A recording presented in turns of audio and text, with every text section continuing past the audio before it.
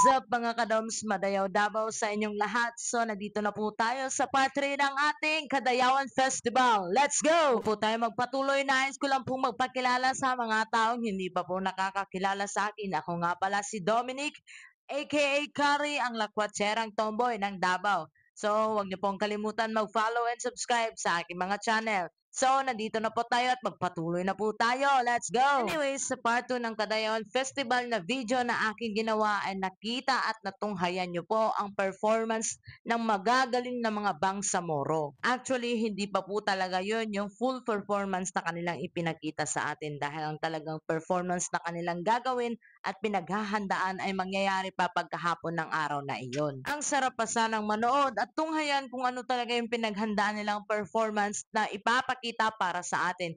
Kaso nga lang, kasama ko yung dalawa kong pamangkin at hindi na ako pwedeng magpaabot pa ng gabi. Kaya hindi rin nagtagal ay umuwi na rin kami. Pero bago kami umuwi, syempre palalagpasin ko ba ang mga floating parade na akin talagang sinadya dito? Grabe, wala akong masabi sa mga pinarada nilang napakaganda. Tunay ngang napakamalikhain ng mga katulad kong Pilipino. Masasabi mo talagang pinaghandaan nila ang araw na ito. So paano po mga kadoms, meron pa po tayong part 4 sa Kadayawan Festival natin. Abangan nyo po.